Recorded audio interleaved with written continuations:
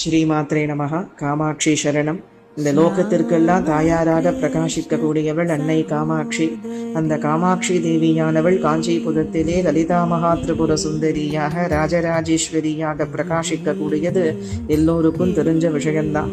பிரம்மதேவருக்கு அனுகிரகம் செய்யறதுக்காக வேண்டி அந்த காமாட்சி தேவியானவள் தன்னுடைய 3வது நேத்திரத்திலிருந்து தானே ஒரு மகாசக்தியாக வெளிப்பட்டார். அந்த ரூபத்திற்கு தான் ஸ்வர்ண காமாட்சி, பங்காரு காமாட்சி அப்படின்னு பேரு. அந்த பங்காரு காமாட்சியானவள் கால வெள்ளத்திலே காஞ்சிபுரம் நீங்கி ஒரு 450 வருஷங்களுக்கு முன்னாடி தஞ்சாவூருக்கு எழுந்தருளினார்.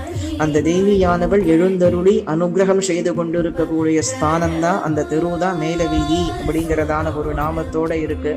அந்த மேல வீதியிலே பங்காரு காமாட்சி அம்மனாக ஸ்ரீ சக்கரத்தினுடைய பிந்து மத்தியத்திலே லலிதா மகா திரிபுர சுந்தரியாக ஷியாமளையாலையும் வாராகியாலையும் சேவிக்கப்பட்டவளாக ராஜராஜேஸ்வரியாக வேண்டியவருக்கு வேண்டிய வரத்தை கொடுக்கக்கூடியவளாக கேட்டவருக்கு கேட்ட வரத்தை கொடுக்கக்கூடிய கருணை கடலாக அம்பாள் எழுந்தருளி இருக்கா.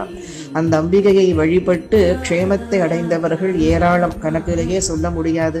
அந்த அம்பாளுக்கு அநேக விதமான உற்சவங்கள் விசேஷமா நடைபெற்று வளர்ந்து அந்த வரிசையிலே கனு உற்சவமானது, அதாவது மாட்டு பொங்கல் அன்னைக்கு கனு பொங்கல் அன்னைக்கு கனு உற்சவமானது விசேஷமா நடைபெற்றது. அம்பாளுக்கு சாகம்பரி அலங்காரம், அதாவது பங்காரு காமாட்சி அம்பாள், காமகோட்டி அம்பாள்னு 2 அம்பாள் அந்த க்ஷேத்திரத்தில் எழுந்தருளி இருக்கா.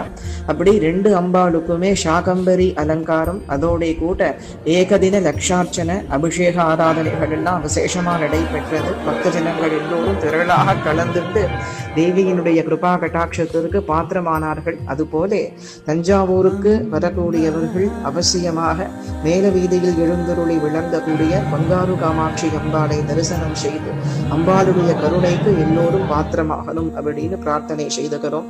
ஸ்ரீமாத்ரே நமஹ. காமாட்சி சரணம். காமாட்சி காமாட்சி.